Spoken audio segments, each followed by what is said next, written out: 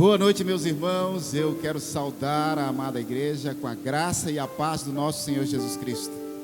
Quero dizer que é com alegria que nós estamos aqui.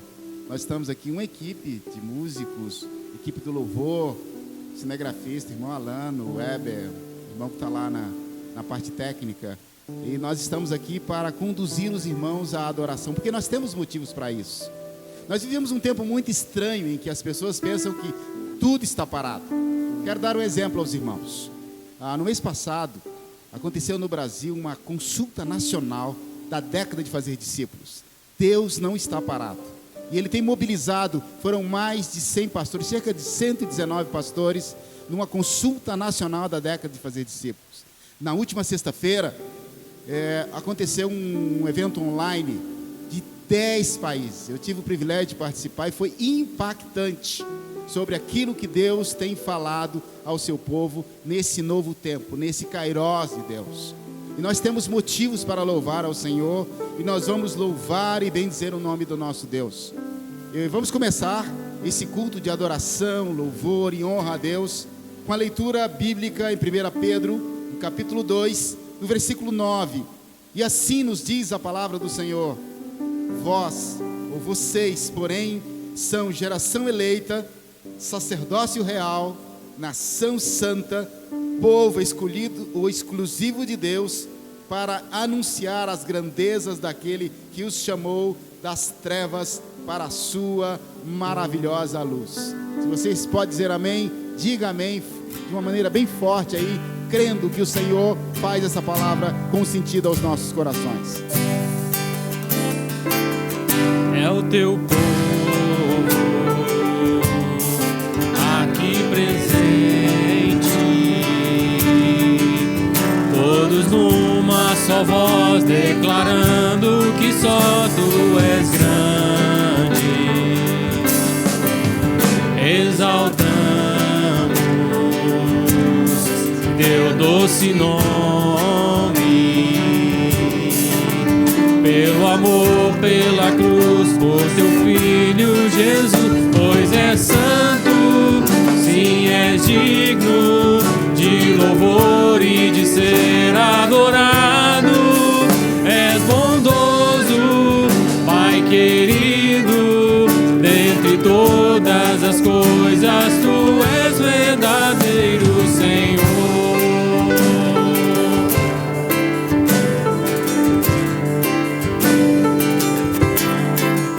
É o Teu povo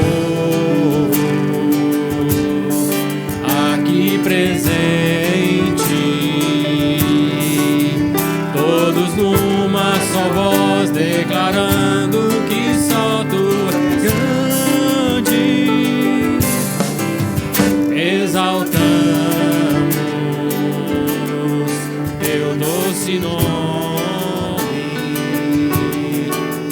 pelo amor, pela cruz, por Teu Filho Jesus, pois é santo. Sim, és digno de louvor e de ser adorado. És bondoso, Pai querido, dentre todas as coisas Tu és verdadeiro. Pois é santo, sim, és digno de louvor e de ser adorado. És bondoso, Pai querido, dentre todas as coisas Tu és verdadeiro Senhor.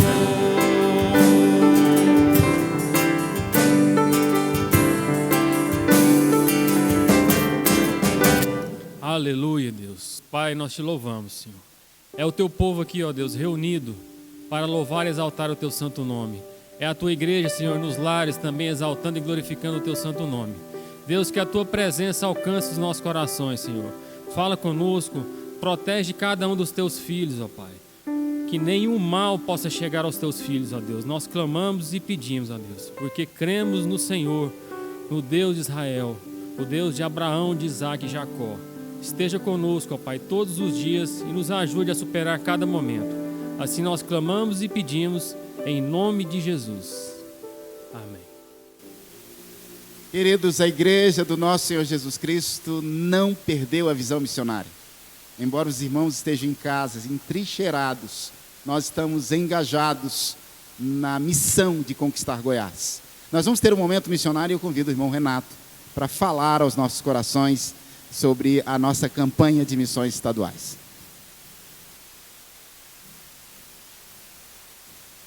Boa noite, irmãos. Eu queria passar para os irmãos, primeiramente, o tema. Eu queria que vocês se recordam. O tema é Eu mais você na missão de avançar no cuidado em Goiás. E a divisa: Com isso todos saberão que vocês são meus discípulos, se vocês amarem uns aos outros. João 13:35. Eu queria que os irmãos se questionassem aí nas suas casas, ao longo de toda a vida de vocês, se alguma vez vocês já foram abençoados, se vocês já foram evangelizados por algum missionário local.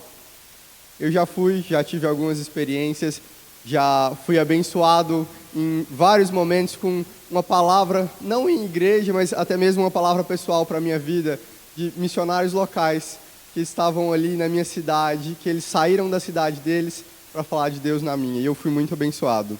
Nós temos um alvo, igreja, nós temos um alvo nessa nossa campanha de R$10 mil. E durante essa pandemia, nós temos visto vários segmentos que têm sido afetados, comércio, tantos outros que eu imagino que alguns irmãos também têm sido. E eu queria que os irmãos pensassem agora nos missionários. Eles são, com certeza, uma das últimas pontas desse ciclo. A vida de alguns irmãos tem sido afetada, paralelamente a vida de alguns missionários também. Eu queria aqui desafiar os irmãos que nós consigamos alcançar esse alvo, R$10 mil. Nós começamos a campanha na semana passada, vamos ter um tempo ainda para contribuição. Os irmãos podem fazer a contribuição aqui na igreja no gasofilácio, o Carlinhos pode abrir para vocês, ou através de transferência. A missão da campanha de missões estaduais deste ano, ela também está tratando da revitalização das igrejas. Eu queria passar um vídeo para vocês a respeito da revitalização de uma igreja aqui na região do Vale do Araguaia. Os irmãos vão assistir o vídeo agora. Graça e paz, irmãos, eu sou o pastor Divino Ferreira, nós estamos aqui no campo missionário, eu juntamente com minha esposa Joana Ferreira, estamos há 23 meses aqui na cidade de Itapirapuã para revitalizar esta igreja junto a esta comunidade. Nós estamos aqui e somos mantidos pela Convenção Batista Goiana, juntamente com a Primeira Igreja Batista em Jussara. Nós estamos trabalhando aqui ferrenhamente com projetos para que a igreja volte e passe a ser conhecida pela sua comunidade local. Nós temos alguns projetos desenvolvidos na cidade e um dos maiores projetos nossos chama-se um programa de rádio E Disse Jesus, que acontece de segunda a sexta-feira com 30 minutos, porém é o mais acessado e ouvido da região. E agora também nós estamos lançando a rádio Vida Nova Gospel.com.br, onde temos também a possibilidade e acessibilidade a outras pessoas, a outros estados e também ao mundo. Que Deus abençoe a sua vida, continue nos mantendo com orações e coopere para que a obra do Senhor continue avançando e assim possamos ser mais que vitoriosos em Cristo Jesus. Que Deus te abençoe.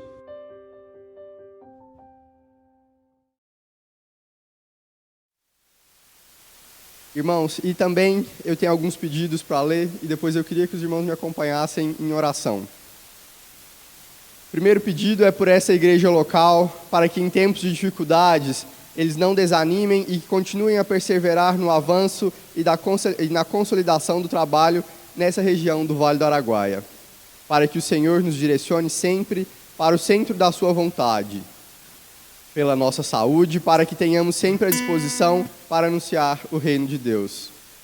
Para que também que Deus possa levantar mais pessoas, para que nos auxiliem e juntos conquistemos a nossa cidade e a nossa região. Feche os olhos agora, que vocês que estão em casa, para que nós possamos orar neste momento. Senhor, muito obrigado, ó Pai, por todos os missionários, Senhor, que estão fora de suas casas, ainda que aqui em Goiás, Senhor. que vieram de outros estados ou os daqui mesmo que estão, ó Pai, levando a Tua palavra para aqueles que necessitam. Senhor, nós sabemos por este momento difícil que nós estamos passando, ó Pai. Eu peço que o Senhor ampare esses missionários. Em especial, eu peço pelas igrejas do Vale do Araguaia, Senhor. Peço por essa igreja de Itapirapuã, que o Senhor, ó Pai, derrame toda a sua bênção, a sua misericórdia ali naquela região. Senhor, eu peço pelos irmãos aqui da Igreja Batista Jardim das Esmeraldas, que nós possamos ser missionários no nosso dia a dia, Senhor. Que nós possamos alcançar vidas com o Teu propósito. Que nós possamos mostrar o Teu amor para outras pessoas, Senhor. Eu peço que o Senhor nos dê saúde, que o Senhor nos dê sabedoria em todo este momento. Que nós possamos sair deste momento mais fortes, ó Pai. E que nós sempre possamos estar em oração e sustento com os nossos missionários. Em nome de Seu Filho Jesus, eu te peço ainda perdão dos nossos pecados e agradeço por tudo, Senhor. Amém. Boa noite, irmãos.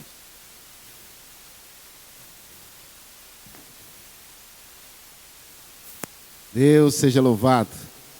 Queridos, nós podemos olhar para esse livro como um livro comum, mas nós podemos olhar para ele como um livro inspirado por Deus. Podemos olhar para o texto como uma letra fria e morta, mas podemos ler a palavra do Senhor como palavra viva, iluminada pelo Espírito Santo de Deus para a nossa vida. Peça ao Senhor agora que na leitura da palavra o Espírito Santo do Senhor fale ao seu coração. A leitura que faremos está em Salmo capítulo 34, ou Salmo 34, os versos de 1 a 3. Assim diz a palavra do Senhor: louvarei ao Senhor em todo o tempo. O seu louvor estará continuamente na minha boca. A minha alma se gloriará no Senhor. Os mansos o ouvirão e se alegrarão. Engrandecei ao Senhor comigo e juntos exaltemos o seu nome. Louvemos ao Senhor.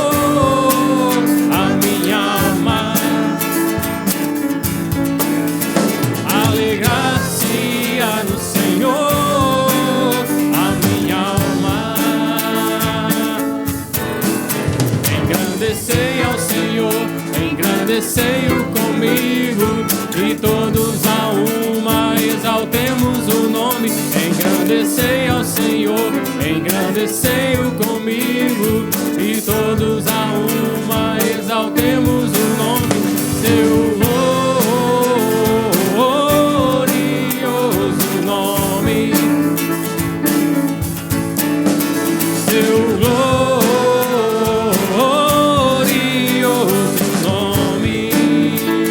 alegrar-se-á no Senhor, alegrar-se-á no Senhor, a minha alma.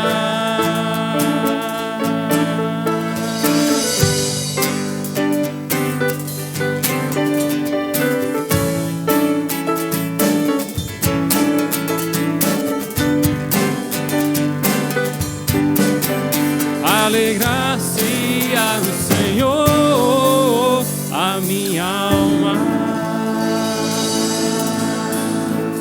Aleluia, louvado seja o nome do Senhor.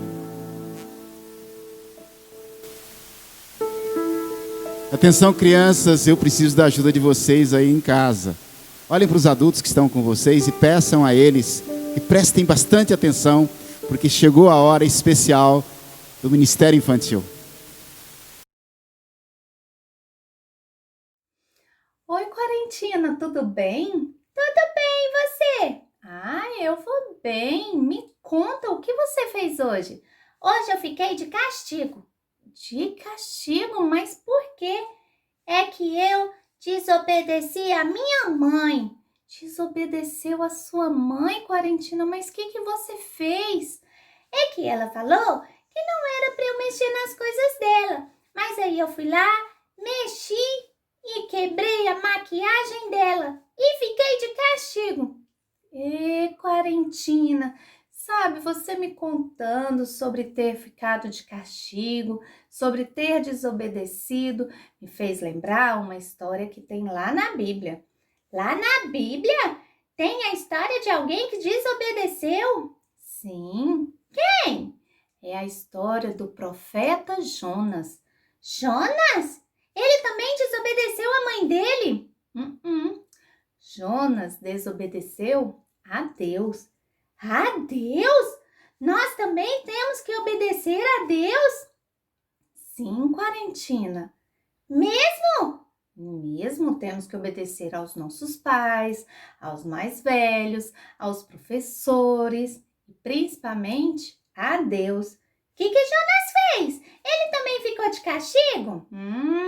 Vou te contar a história. No livro de Jonas, diz que o Senhor pediu para Jonas ir para a cidade de Nínive para divertir aquele povo dos seus pecados. E ele foi?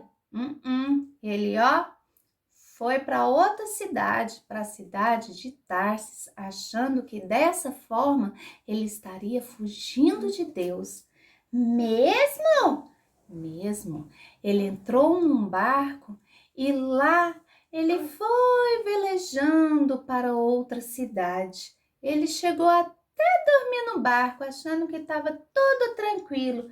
Mas e aí? O que aconteceu?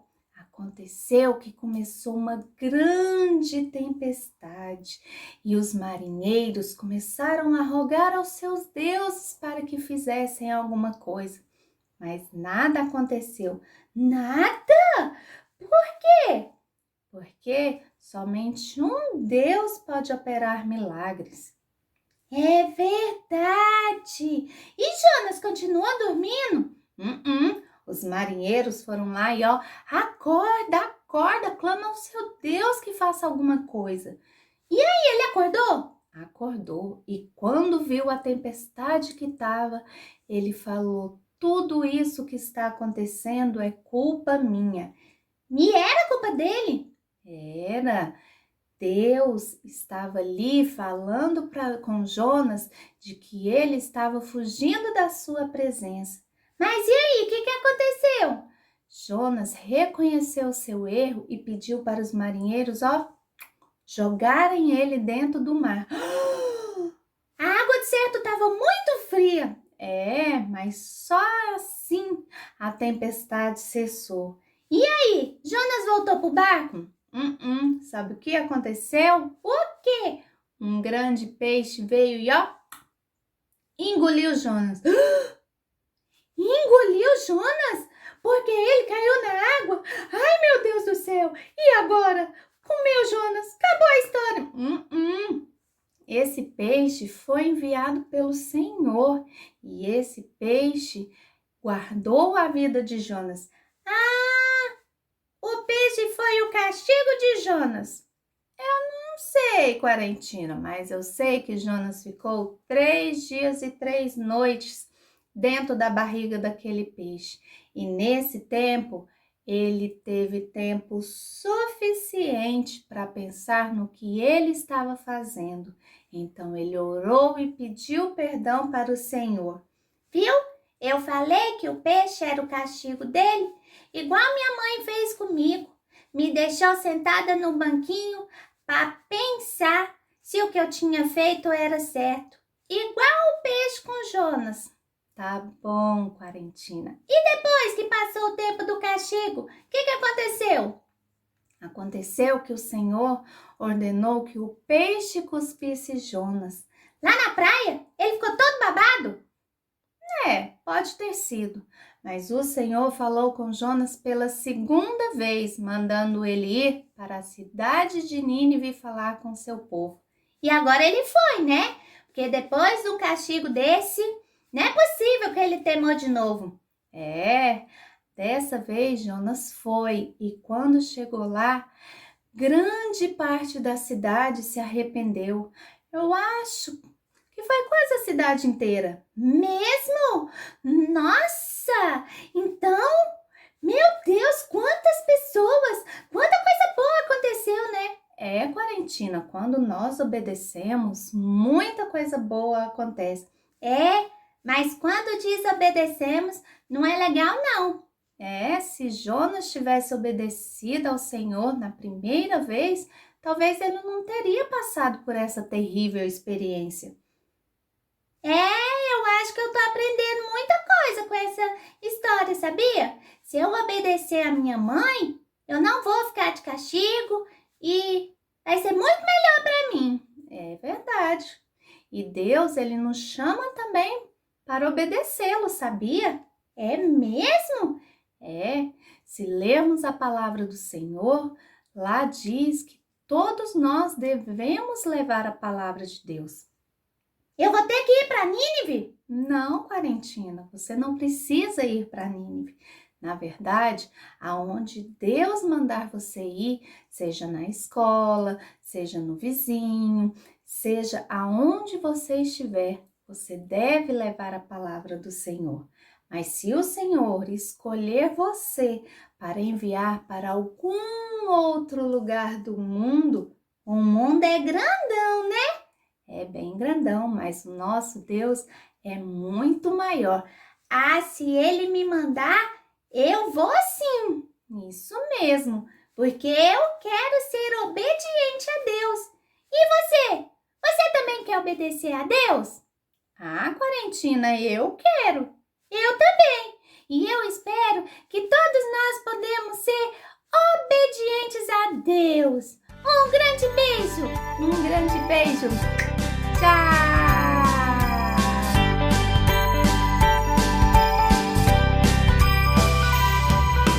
Jonas era um pregador, ia onde mandava o Senhor.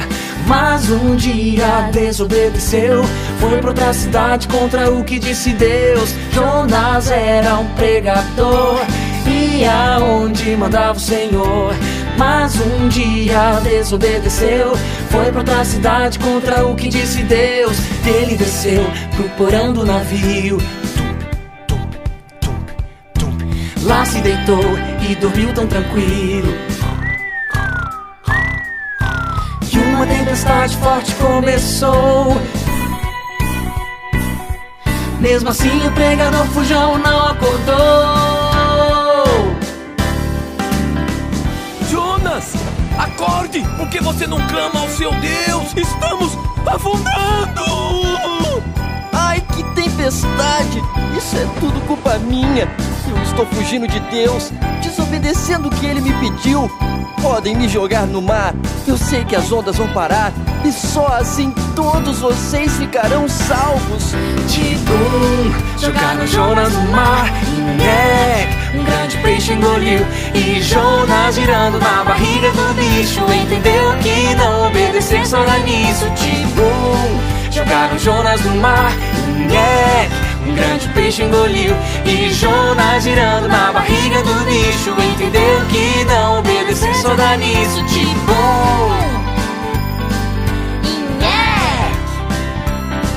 E Jonas girando na barriga do bicho, entendeu que não obedecer só dá nisso. Jogaram Jonas no mar, e um grande peixe engoliu.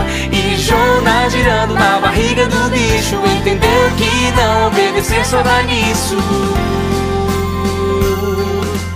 Mesmo fugindo, Deus o salvou, e na praia o peixe jogou.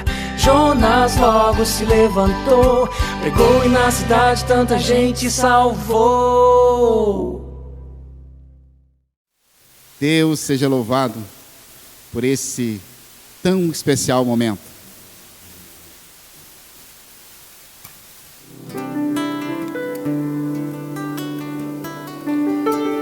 Grandes são as tuas obras, Senhor Todo-Poderoso,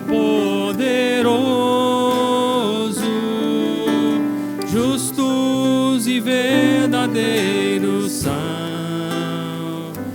os teus caminhos.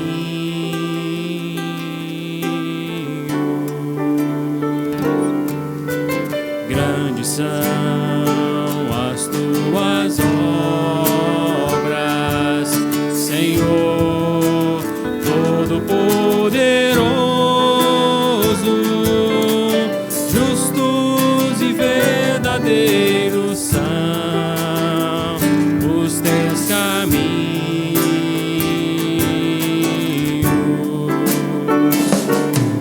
Ó Rei das nações, quem não temerá, quem não glorificará teu nome?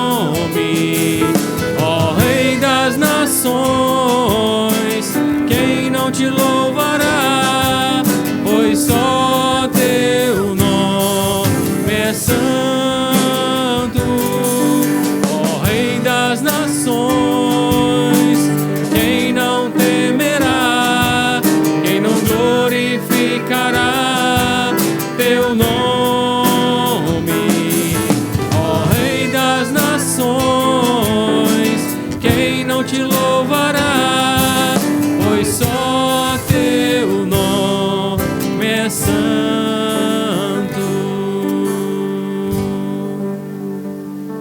Aleluia.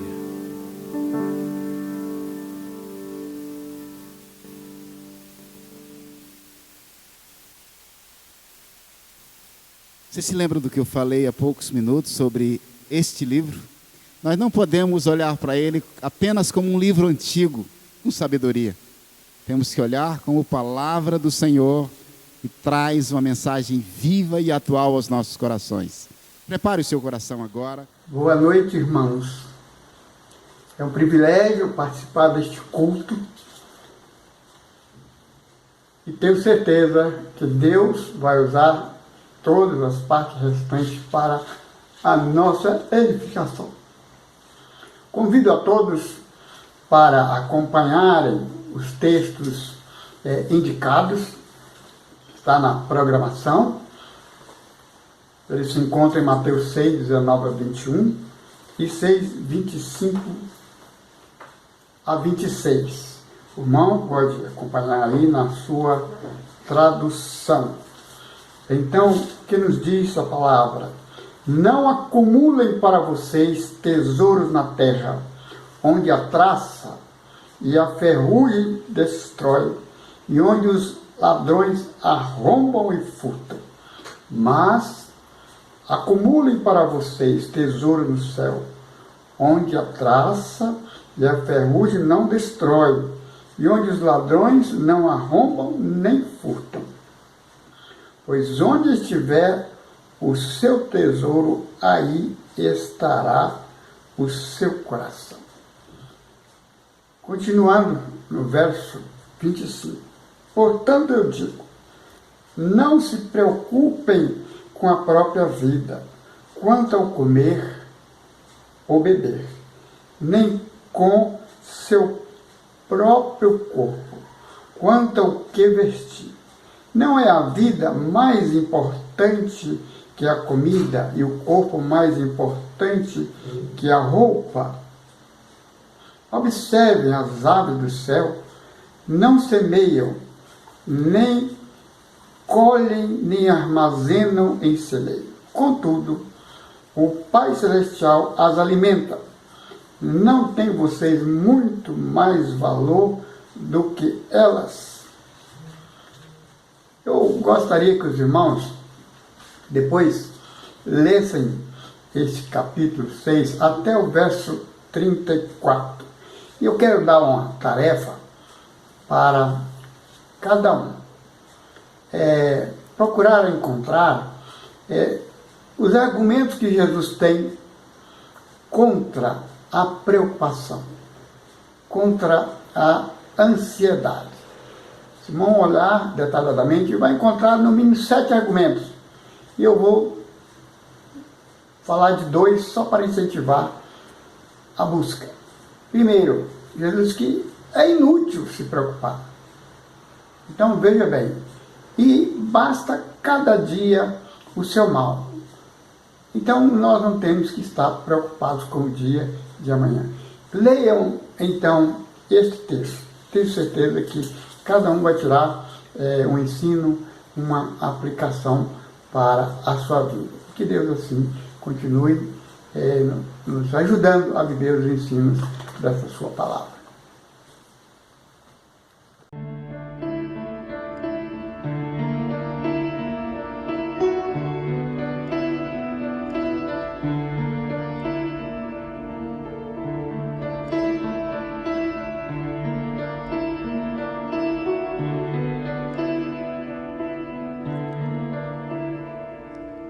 Onde quer que seja que escondes teu tesouro, ali também está teu coração. Se aqui na terra o esconderes, ladrões podem roubá-lo, ou podes escondê-lo lá no céu. Há um tesouro no final da jornada desta vida. Ele é a razão do meu viver. Cristo é o tesouro, é a razão pela qual eu vivo. Será o meu tesouro até morrer.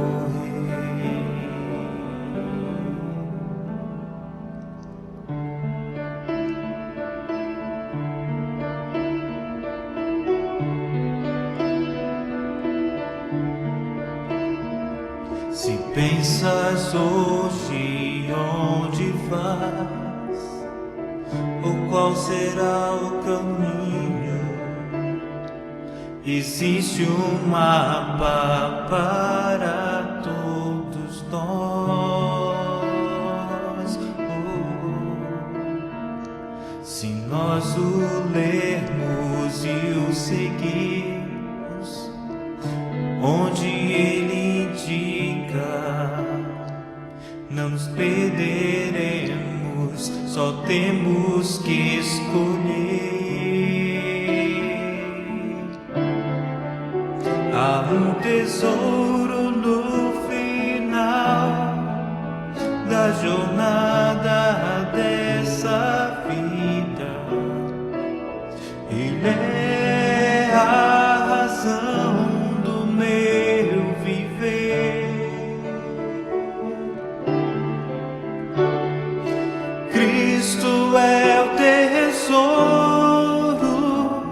é a razão pela qual eu vivo. Será o meu tesouro até morrer.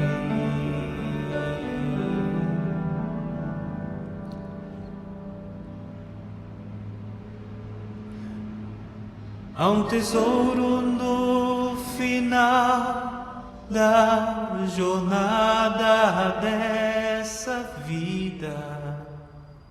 Ele é a razão do meu viver. Cristo é o tesouro, é a razão pela qual eu vivo. Será o meu tesouro até morrer. Cristo é o tesouro, Ele é o meu tesouro até morrer.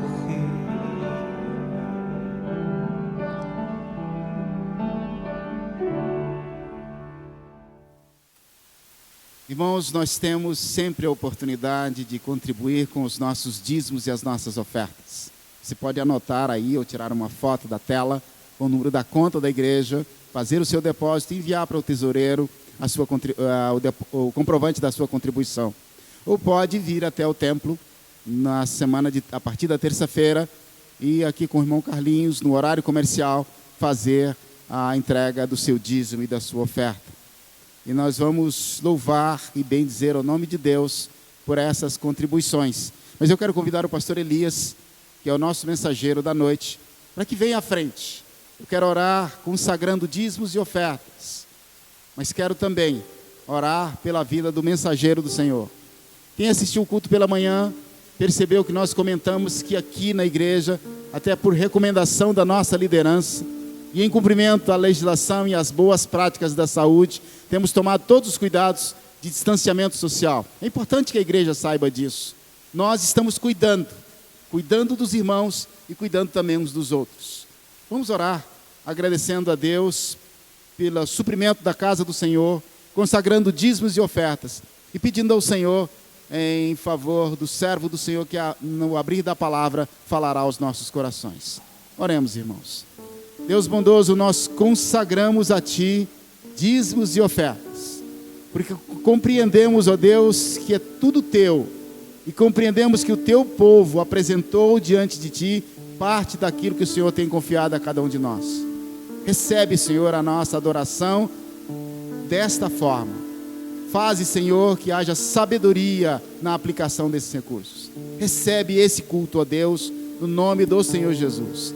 E eu te peço, ó Deus, em favor da vida do Teu servo, pastor Elias, para que no abrir da Tua palavra, ele possa comunicar aos nossos corações aquilo que o Teu Santo Espírito já falou ao coração dele. É no nome bendito do Senhor Jesus e que nós rogamos a Tua bênção sobre ele. Amém. Amém, Senhor. Boa noite, irmãos. Nosso privilégio estar nessa noite com os irmãos e podermos juntos refletirmos sobre a palavra de Deus. Numa data tão importante, quando nós estamos em campanha de missões. Pensar em missões é, antes de tudo, voltar às nossas origens. E eu queria justamente refletir sobre isso com os irmãos. O texto de Atos, capítulo 11, do versículo 19 a 30, diz assim: E os que foram dispersos pela perseguição que sucedeu por causa de Estevão, caminhavam até a Fenícia, Chipre e Antioquia, não anunciando a ninguém a palavra, senão somente aos judeus. E havia entre eles alguns varões cíprios, cirenenses, os quais, entrando em Antioquia, falaram aos gregos, anunciando o Senhor Jesus. E a mão do Senhor era com eles, e grande número creu e se converteu ao Senhor. E chegou a fama dessas coisas aos ouvidos da igreja que estava em Jerusalém, e enviaram Barnabé a Antioquia, o qual, quando chegou e viu a graça de Deus, se alegrou e exortou a todos que permanecessem no Senhor com propósito de coração, porque era homem de bem, cheio do Espírito Santo e de fé, e muita gente se uniu ao Senhor. Partiu Barnabé para Tarso, a buscar Saulo, e achando-o conduziu para Antioquia. E sucedeu que todo ano se reuniram naquela igreja e ensinaram muita gente. E em Antioquia foram os discípulos pela primeira vez chamados cristãos. E naqueles dias desceram profetas de Jerusalém para Antioquia.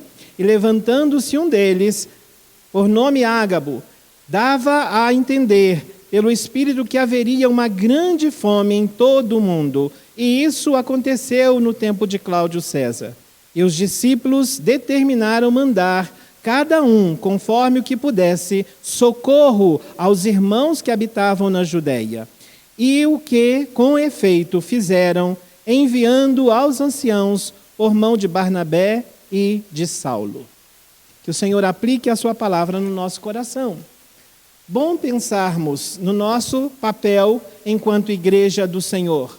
Bom pensarmos nas nossas origens, na nossa identidade. A identidade de um coração missionário, segundo o que Pedro escreve na sua primeira carta, do capítulo 2, versículo 9, nós precisamos nos saber, nos entender como geração eleita, sacerdócio real, nação santa, povo escolhido de Deus. É isso que somos. E quando entendemos quem nós somos, nós também reconhecemos a nossa missão. E é Pedro quem diz isso. A nossa missão é anunciar as grandezas daquele que nos chamou das trevas para a sua maravilhosa luz. Quando entendemos isso, entendemos o nosso papel e aquilo que nós devemos fazer, nós estamos falando, na verdade, de missões, daquilo que nós vivemos enquanto igreja missionária. A igreja de Antioquia, ela é uma igreja referência quando se fala em missões, porque ela é caracteristicamente uma igreja missionária. Demonstrou sensibilidade para com a missão da igreja. Enviou auxílio aos de Jerusalém quando a fome os assolou. Enviou também seus principais obreiros ao trabalho missionário. A história dessa igreja remonta na sua fundação àqueles que tinham sido dispersos pela perseguição após a morte de Estevão. E esses foram pela Fenícia, Chipre e chegaram a Antioquia, mas chegaram evangelizando. Alguns convertidos se dirigiram para lá, para Antioquia, e lá, recebendo já a mensagem, anunciaram o evangelho no grego. Esses missionários, eles eram comerciantes, artesãos, que viajavam muito pelo mundo afora. E nessa ocasião, eles foram até Antioquia, um importante centro comercial. E enquanto eles comercializavam, eles anunciavam aquilo que eles tinham presenciado e experimentado lá em Jerusalém.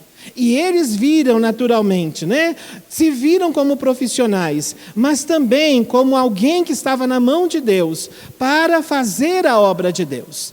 Ajuntaram ali em si o ofício que tinham e também a sua devoção. E o texto disse que nesse mover de Deus através da vida deles, o texto confirma no versículo 21, a mão do Senhor era com eles e muitos se converteram ao Senhor através daquilo que eles se propuseram a fazer, daquilo que eles estavam anunciando, e o Senhor ia completando a obra, salvando as pessoas. Essa igreja que nasce assim, se torna então para nós um modelo. E uma das suas características enquanto igreja missionária é justamente o evangelismo e a proclamação do evangelho. No versículo 19 até o versículo 24, conta então do crescimento cristão experienciado nessa metrópole. Diz ali que já não eram missionários vindos de fora que estariam agora fazendo a obra e falando do evangelho e anunciando o evangelho ali naquele lugar, mas a igreja como característica evangelizadora que estava fazendo o trabalho. E o crescimento foi tal que a igreja em Jerusalém foi chamada a sua atenção, e eles enviaram um emissário a Antioquia, e assim buscava criar um vínculo com a igreja de Jerusalém. Barnabé era esse enviado, e ele ficou entusiasmado com os cristãos e com a maneira como aqueles cristãos, igreja evangelizadora, reconhecia a obra de Deus e fazia-se parte dela. Ou seja, ele reconheceu a obra da graça do nosso Deus neles, conforme diz a palavra que nós lemos. O impacto evangelizador e de vida daquelas pessoas foi tão grande que as pessoas ali, que não se conhecia a placa de igreja ou qualquer coisa parecida, mas eles, pela primeira vez, chamaram aqueles irmãos de cristãos, de pessoas que tinham compromisso com Deus, com a palavra de Deus, que queriam tornar o Senhor conhecido. E essa era uma da sua característica. Essa igreja tinha essa marca distinta de uma igreja missionária, de uma igreja que proclamava, de uma igreja que permitia que fluísse dela o evangelho que ela já tinha introjetado em si. Proclamavam efusivamente as boas novas de Jesus Cristo. E isso eles fizeram durante muito tempo. Os comerciantes que foram a Antioquia inauguraram também uma rota que mais tarde vai ser usada pela igreja para alcançar as principais cidades da Ásia Menor e também de outros grandes centros, como é o caso de Corinto e também de Roma e outros lugares mais. Igreja evangelizadora e proclamadora. A segunda característica importante que nós vemos nessa igreja é a edificação pelo ensino. Versículo 25 e 26. A proclamação em Antioquias atraiu Barnabé e ele desejou permanecer ali naquela cidade. Quando ele viu que aqueles irmãos precisavam dessa edificação e que ele não teria a condição de fazê-la plenamente, ele vai buscar Paulo para que pudessem então pastorear aquele rebanho. Paulo, com a sua grande formação e bagagem, ele estaria ali para ensinar os judeus e gregos convertidos então. O versículo 26 afirma que Paulo e Barnabé dedicaram muito tempo a instruir essa igreja, a dar o valor que tinha a questão do ensino nessa igreja. E depois de 1 ano, o trabalho estava consolidado, estavam firmados na palavra. E essa marca também caracterizava essa igreja em Antioquia. Um ensino efusivo, um ensino pleno, um ensino fundamental. O ensino é muito necessário para a edificação da comunidade cristã. Esse era o ofício de explicar a fé cristã em exposição, de forma clara, de forma compreensível. E eles permaneceram ali no campo para consolidar. Muitas vezes pensamos em missões e pensamos em obras grandes de missões, como nossas cruzadas evangelísticas. Mas lá no campo é necessário ter alguém que vai permanecer e que vai ensinar. E quando pensamos em missões, pensamos na necessidade de manter aquelas pessoas lá, como Paulo e Barnabé puderam ficar lá e usar o seu tempo para ensinar, para edificar. Terceira característica dessa igreja missionária é o serviço e solidariedade. Nos versículos 27 a 30 nós podemos ver isso. Uma igreja que mostrou sensibilidade para com os problemas dos cristãos de outros lugares, que mostra amor, que vai demonstrar uma visão para além das suas 4 paredes, de si mesma, e olhar para a necessidade do campo, a necessidade de outros e de que estavam distantes de lá. Sabendo então da fome na Judéia, esses irmãos decidiram então enviar donativos aos irmãos de Jerusalém e ajudar aquela igreja e abençoar aquela igreja. E é tão importante pensar, enquanto pensamos em missões, que donativos não são esmolas. Donativos são sinal de solidariedade e de serviço entre os irmãos, que demonstra nossa empatia, de colocar-se no lugar do outro. E aquele que está no campo, aquele que está fazendo a obra, que tem as mesmas necessidades que nós, que tem os mesmos desejos que nós, que tem necessidade também e desejo por uma outra roupa, por outras coisas. Já se foi o tempo que se pensava mesmo que o trabalho missionário deveria ser feito com todo aquele sacrifício. Pessoas quase moribundas eram que eram chamados os nossos missionários. Mas a igreja acordou. Como a igreja de Antioquia se torna exemplo de que o donativo era para também permitir que aqueles irmãos pudessem fazer a obra do Senhor a contento. Provavelmente o exemplo de solidariedade e liberalidade dessa igreja foi dado pelo próprio Barnabé. Quando nós vamos lá em Atos, capítulo 4, no versículo 36, nós vamos ver que ele já havia feito isso em Jerusalém, quando o mundo sofria muito, quando havia falta de emprego, quando havia carência de muitos alimentos, quando todos sofriam, inclusive os cristãos de Jerusalém. Olha o que Barnabé vai fazer. Barnabé vende uma propriedade e traz o fruto dessa venda para aliviar a dor dos necessitados, para que a igreja pudesse fazer o seu trabalho e alcançar também aqueles necessitados. O seu exemplo certamente influenciou a igreja de Antioquia, já sensível às necessidades do povo de forma geral. Como os goianos necessitam também e têm necessitado, e as necessidades têm aparecido, da mensagem do Senhor, do amor acolhedor e outras necessidades, que também podemos pensar aqui. Como a igreja de Antioquia, precisamos também nos mover para atender. A quarta e última característica dessa igreja missionária é justamente o envio de missionários. A grande ênfase da igreja de Antioquia era a sua preocupação com a evangelização. Se não daquela cidade como estava, já tinham feito, era agora com outros lugares também. O apelo missionário falava mais alto, a ponto de abrir mão, então, de 2 de seus líderes importantes, Paulo e Barnabé. Atos 13, vê-se que essa igreja ela era presidida por profetas e doutores, que nela havia sim os profetas, cuja função era exortar, fortalecer a igreja, e os doutores tinham a função de ensinar. E 2 destes, grandes líderes dessa igreja, bem formados, bem preparados, que dedicavam os seus dons e talentos à obra do Senhor, 2 deles são enviados então em missão: evangelizar judeus dispersos por tantas cidades e por tantos lugares. E nessas viagens, o contato com muita gente, com funcionários do governo romano, com comerciantes, com artesãos, peregrinos, turistas, carteiros, prisioneiros de guerra, escravos, fugitivos, atletas, mestres, estudantes, filósofos. Então, tanta gente com os quais eles tinham contato eram pessoas que também ouviriam a palavra, eram pessoas que estavam também sendo evangelizadas pelos missionários enviados pela igreja de Antioquia. Essa gente que recebia a palavra também ia em grandes centros, e muitos disseminavam a mensagem ouvida de Paulo e dos seus companheiros durante a viagem.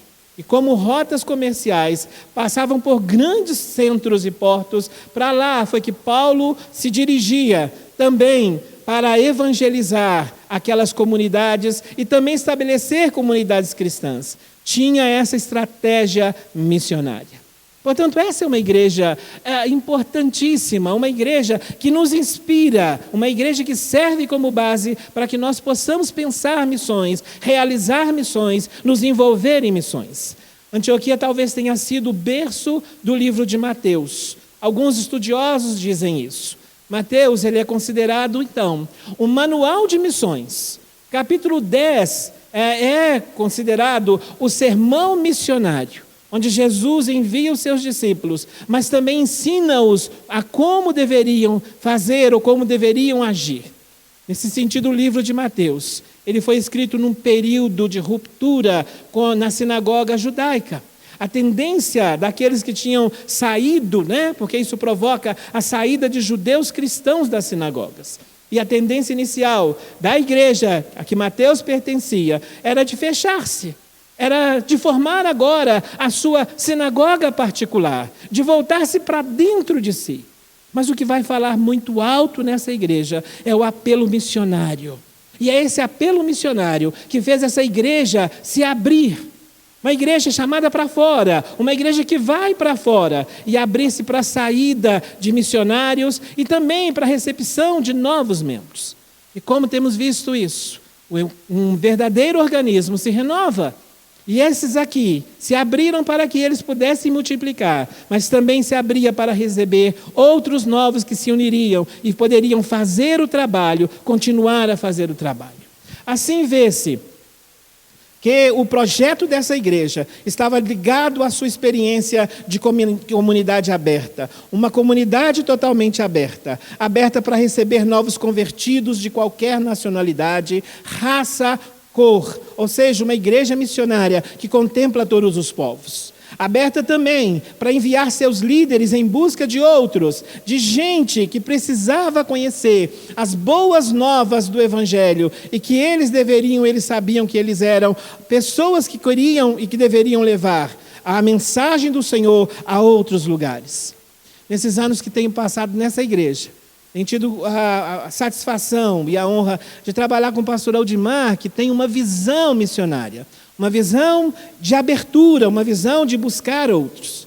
E eu pensando nele, pensando também na nossa meditação nessa igreja, que nós desejamos sim, que o exemplo de evangelismo e proclamação, de edificação através do ensino, de serviço e solidariedade, e também do envio de missionários, se reflita também em nossa vida como igreja a cada dia, e que possamos ser inspirados a participar da obra para a qual fomos chamados, a obra de missão. Que o Senhor assim nos abençoe, nos guie, nos faça assim, pessoas usadas por Ele, pessoas que tenham a visão de si e que tenham a visão do mundo, para poder fazer missões. Deus nos abençoe. Nós vamos orar. Pai querido, nós agradecemos a Ti pelo fato de ter nos chamado a si. Por aqueles, ó Deus, que passaram pelas nossas vidas trazendo a grandiosa mensagem do Evangelho. Pelo Teu Espírito, ó Deus bendito, que trabalhou em nós.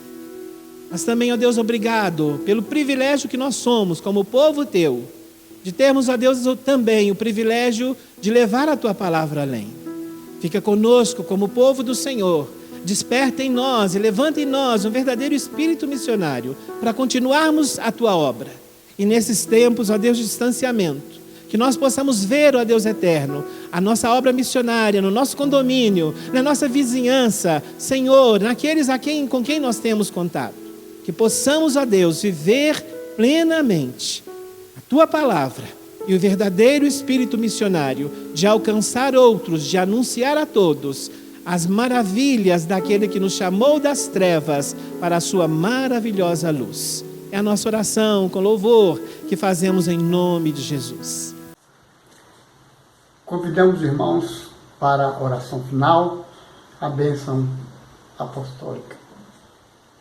Oremos. Senhor Jesus, agradecemos esses momentos de culto, quando nós podemos Te adorar, interceder, ouvir a Tua palavra. Nós agora Te pedimos que nos ajude a viver, a praticar tudo que ouvimos nesta noite. Que o Senhor continue assistindo não só este rebanho que está em comunhão pela internet, mas aqueles que ficaram impedidos. Ó Deus, tem misericórdia das nossas vidas e nos ajude no dia a dia, durante essa semana que estamos começando. E que agora o amor de Deus Pai, a graça do Senhor Jesus Cristo e as consolações do Espírito Santo de Deus, a terceira pessoa da Trindade, convosco estejam, e por igual, com todas as igrejas na face da terra espalhada, hoje e para sempre. Amém. Boa noite para todos.